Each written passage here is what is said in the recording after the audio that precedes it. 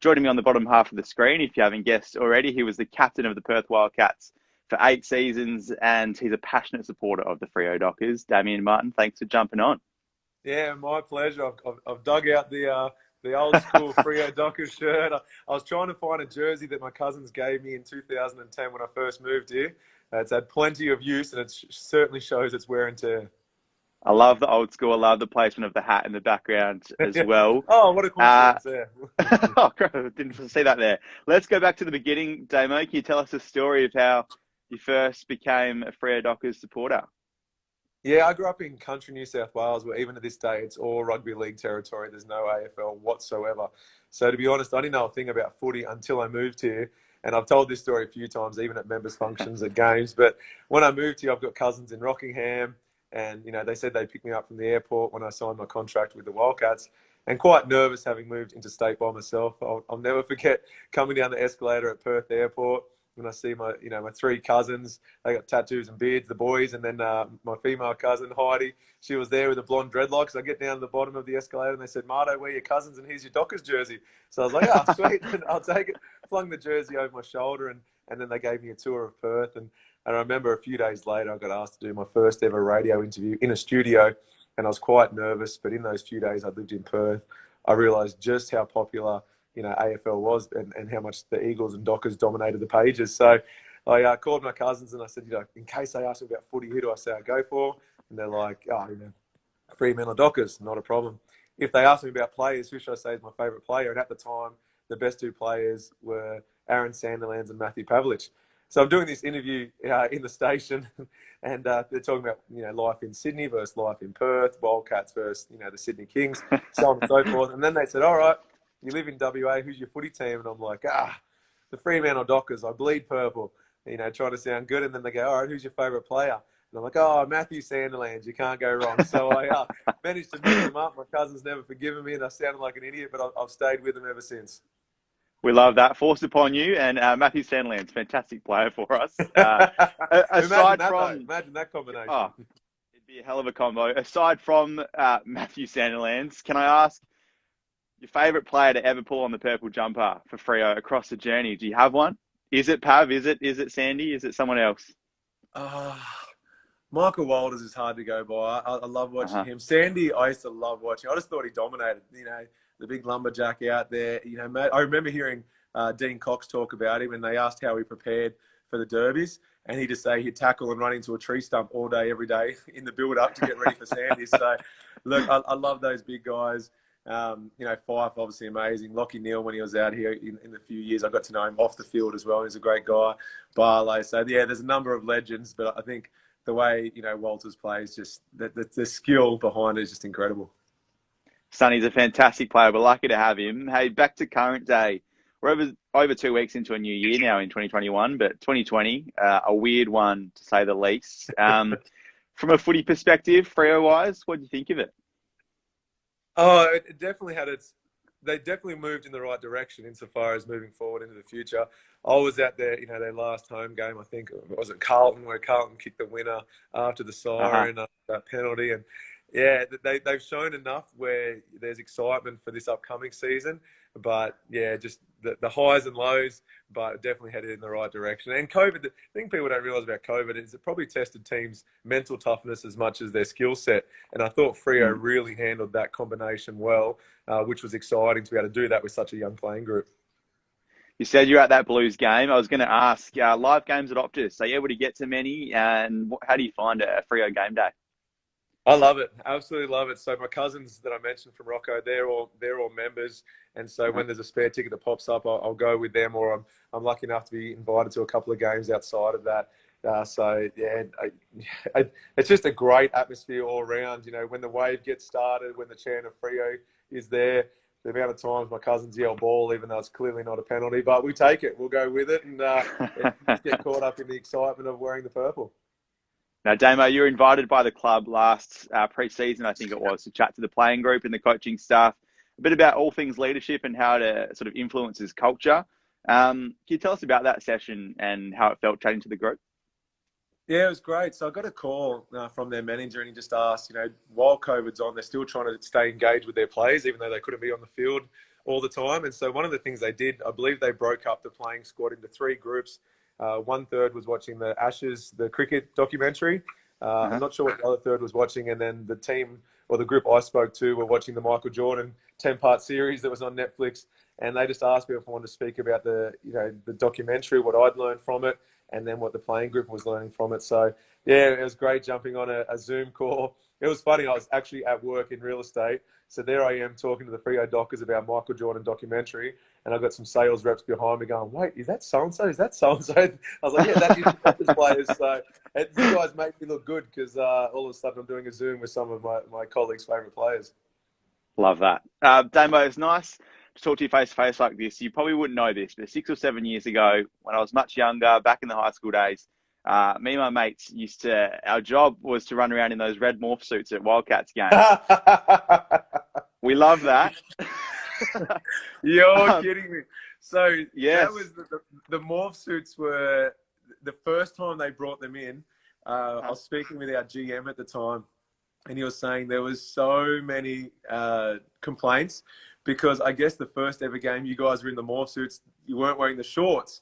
And so it wasn't covering too much, and people got to know you guys way too intimately than what they wanted. So from then on, at every game, the morph people had to wear shorts as well.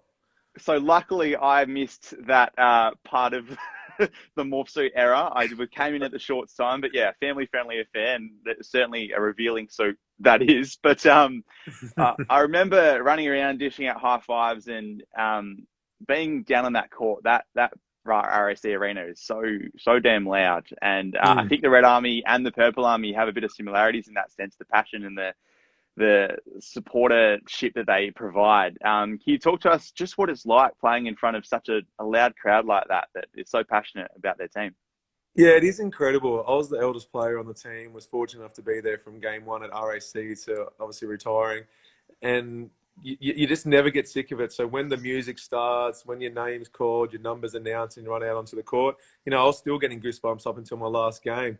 And the best way for me to explain home court advantage is when there's plays within the game where the crowd goes nuts, it just motivates you to do whatever it takes to try and replicate that noise, that atmosphere. So whether it feels like you're running a little bit faster, jumping a little bit higher, getting in a defensive stance, even though you're fatigued, you do whatever it takes to replicate that atmosphere over and over and over again.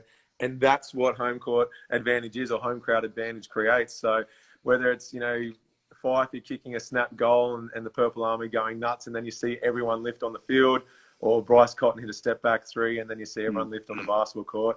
Just having the crowd go crazy. To be honest, you don't hear it for probably 95% of the game, but that 5% where you really get caught up in it is so positive and has a huge impact on the scoreboard. I feel you're the perfect person to ask this, obviously. But a basketball background, why do AFL teams keep poaching young basketballers, Damo? You constantly hear about the likes of Scott Pendlebury, Christian Petrarca. Is it as simple as that time and space factor that just translates so well between sports? Yeah, well, I think in juniors, the hand-eye coordination, the agility, the fitness level, by the time a kid's 14, 15, 16 having to make that decision, it's not uncommon. They've been playing 2, 3, 4 sports and a natural sports person. So, usually, the midfielders and someone up forward probably have a similar body type to the basketballers. And so they do get poached. Scotty Pendlebury, for example, he was a hell of a basketball player.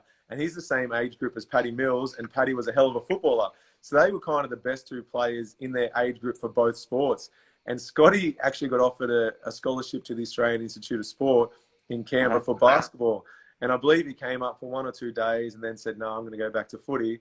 And then him leaving the AIS opened a scholarship, which they gave to Paddy Mills, and Paddy Mills quit football, came to basketball, and now Scotty will go down as one of the all-time greats for Collingwood, and Paddy's potentially our greatest ever basketball player. So it's funny how that sliding doors moment can happen. And for the 2 of them, dual sport legends, and it probably worked out, they went in the better sport in the end. And Craig Boller, of course, was on a Fremantle list. Is he still running around in the NBL at the moment? Yeah, he is. Craig's still, he's chopped and changed a few times. I want to say he's back with Sydney now. He had a stint in Melbourne. He's doing really well. He even got to wear an Australian Boomers jersey at one stage. Hugh Greenwood, he was obviously signed with the Wildcats. He went over to the Crows and then up to Gold Coast. So, yeah, over the years, there has been quite a few people.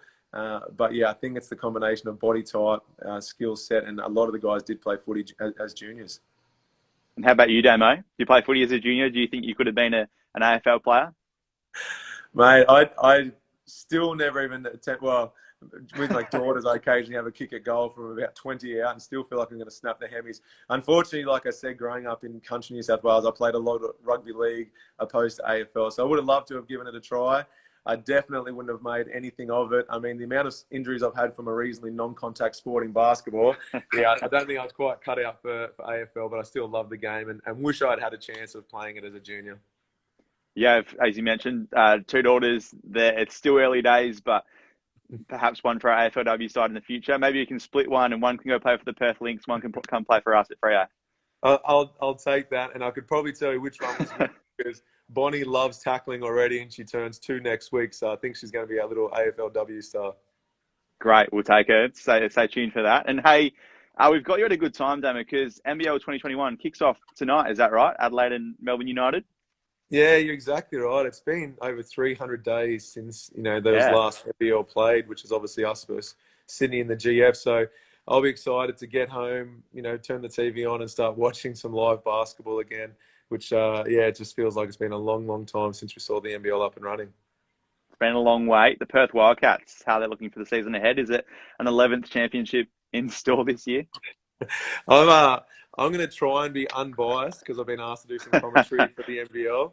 But the reality is I'm a Wildcats person through and through. So I'll back the guys to get that elusive three-peat. They've had a couple of shots at trying to get a three-peat but haven't been able to do it. Bryce Cotton's the best player in the league. They've just announced the return of Tommy Jervis, who won a championship a few years ago with the Wildcats. He's come out of retirement due to an injury to Majuk. So, yeah, I'm excited to see how the Wildcats go. But because of quarantine after being in Queensland recently, they're actually not playing in round one, so we're going to have to wait an extra week before we see the boys out there. Can't wait to see them run out. And Jesse Wagstaff just recently announced as the successor to your captaincy. You excited that he's taken the reins? Yeah, definitely. Jesse and I actually lived together when we first moved to Perth, and so I've known him my whole career as a Wildcat, and he's just a great guy, very down to earth. He's been a natural leader, his whole career, and a part of the leadership squad since about 2014. So vice captain the last couple of years. It's always voted for by the players, which makes it a bit more meaningful. So to hear his name announced as captain and Mitch Norton vice captain, I'm over the moon for both of them, and they'll do a great job. We're looking forward to it. And before we let you go, what's in store for 2021? You mentioned commentary, but what are you up to this year and since your retirement from basketball? Doing some real estate. So I was doing that the last 2 years of my playing career, just because I do want to retire, say on a Friday, and have to start scratching a new career on a Monday. I've got a wife and kids that I've got to help. So been doing real estate, part owner of an office over in Mount Hawthorn there. And then there's a foundation I work for that's predominantly up in the Pilbara. We'll branch out into Perth, and through the foundation, I oversee the basketball side of it. So if you attend school, stay out of trouble with the law, attend our workshops, then the idea is to try and fly you down to a Wildcats game or try and help you excel if basketball is your chosen sport, or help you go whatever route it is to your pathway to excellence, whether it's sport, music, academics, whatever it may be. But that's my way of staying involved in the game because, like I said, I'll forever love basketball, forever love the Wildcats, and this is my way of staying involved. So will we be seeing you around RSC Arena? Is it in a commentary capacity you'll be there? Is it you're going to be able to attend as a fan sometimes? What's the go for you? Yeah, so Shawnee Redditch, who is a former teammate, and I dare say we'll see his jersey hang from the rafters at some stage at RAC. He and I will switch off games, I believe. So that works perfectly for me because my daughters love the games. My 4-year-old Maggie still introduces herself to people as Maggie Martin from the Perth Wildcats. So I'll watch every second game in the stands with my wife and 2 daughters. And then the alternate games, I'll be courtside doing the commentary. So looking forward to, being on the other side of the microphone and coming up with the questions opposed to answering them. Well, the morph suit days are well behind me, but I'm looking forward to attending some games at the arena. As Don't rule it out. We can get a purple suit. You can stay loyal to the Dockers but still attend the Wildcats. Security might kick you out, but we'll see what happens. I like that thinking. I'll get you on board. They won't kick me out if you're on my side.